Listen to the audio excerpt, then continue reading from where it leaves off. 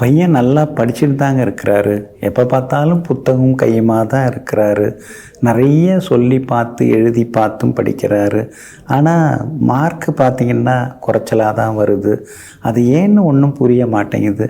இது மாதிரி நிறைய பெற்றோர் தன்னுடைய பிள்ளைகள் நிறையா படிக்கிறாங்க, நிறைய நேரம் ஒதுக்கி படிக்கிறாங்க. அப்படி இருந்தும் கூட பெருசாக மார்க் எடுக்க முடியலையே அப்படின்னு ஆதங்கப்பட்டது எல்லாமே உண்டுங்க. அப்படிப்பட்டவங்க ஒரு அற்புதமான விநாயகர் கோவில் இருக்குங்க. அந்த கோவிலுக்கு உங்கள் பிள்ளைகளை நீங்கள் அழைச்சிட்டு போய் வந்தீங்கன்னா அவங்கள்ட்ட நிறைய மாற்றங்கள் தெரியுங்க. அவங்களுடைய அந்த ஞாபக மறதி விலகி அவங்களுக்கு நினைவாற்றல் அதிகரிக்க தொடங்கும். ஏன்னா தேர்வு நேரத்தில் படித்தது நினைவுக்கு நாம் அதை எழுதணும், விடையை எழுதணும். அதுதான் ரொம்ப முக்கியம். அந்த மாதிரி விடைகள் அந்த குறிப்பிட்ட நேரத்தில் ஞாபகத்துக்கு எழுதி ஜெயிக்கிறதுக்கு பேர் தான் தேர்வு, எக்ஸாம். அந்த மாதிரி எக்ஸாமில் ஜெயிக்கிறதுக்காக உள்ள விநாயகர் அற்புதமான விநாயகர் கோவிலுங்க. அதாவது அருள்மிகு கோரக்க விநாயகர் அப்படிங்கிற கோவிலுங்க. இந்த கோவில் ரொம்ப அற்புத சக்தி வாய்ந்த கோவிலாக இருக்குதுங்க. பெரிய பெரிய சித்தர் அப்படின்னு சொல்லலாம், கோரக்க முனிவர் அப்படின்னு சொல்லலாம். அப்படிப்பட்ட ஸ்ரீ கோரக்கரை இங்கே விநாயகருடைய ரூபத்தில் விநாயக பெருமானாக இங்கே அருள்பாலித்து கொண்டிருக்கிறார். அதனால தான் இங்கே இருக்கக்கூடிய விநாயகருக்கு ஸ்ரீ கோரக்க விநாயகர் அப்படிங்கிற பேர் வழங்கப்படுதுங்க. அதோடு மட்டும் இல்லாமல் இந்த கோவிலில் பார்த்தீங்கன்னா சப்த கன்னியர்களுக்கும் இங்கே சன்னதி இருக்குதுங்க. இந்த விநாயகர் கிழக்கு நோக்கி இது பண்ணுறாருங்க. அதனால் விநாயக கோரக்கர், கோரக்க விநாயகர்னு 2 பேர் உண்டு. கிழக்கு நோக்கிய சன்னதியில் அருள்பாலித்து கொண்டிருக்கிறாரு. அதே மாதிரி ஸ்ரீ கோரக்கரோட இருந்தவர் பட்டாணி ராவுத்தர். அவருக்கும் புளிய மரத்தடியில் ஒரு சன்னதியும் அமைக்கப்பட்டிருக்குங்க.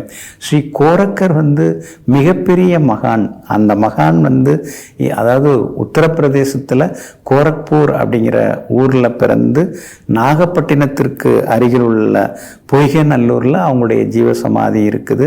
கோயம்புத்தூர் பக்கத்தில் பேரூரில் அவங்களுடைய ஜீவசமாதி இருக்குது.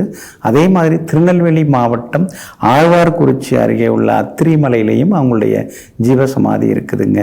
பல அவதாரங்கள் எடுத்து பல நூறு ஆண்டுகள் வாழ்ந்தவர் இந்த ஸ்ரீ கோரக்கர் முனிவருங்க. மிகப்பெரிய அசாத்தியமான சக்தியுடையவர். உலகத்தையே தன்னுடைய மாய சுரூபத்தால் சுற்றி வந்தவர். சீனாவுக்கு சென்று அங்கே 5 ஆண்டுகளுக்கு மேலே இருந்து கடுந்தவம் புரிந்து அங்கே இருக்கக்கூடிய மக்களுக்கும் நிறைய உதவியெல்லாம் செய்திருக்காங்க, அருள்பாலித்திருக்கிறாங்க. அது மட்டும் இல்லாமல் எல்லா வகையிலும் சக்தி வாய்ந்தவராக இருக்கிறாருங்க ஸ்ரீ கோரக்க முனிவர்.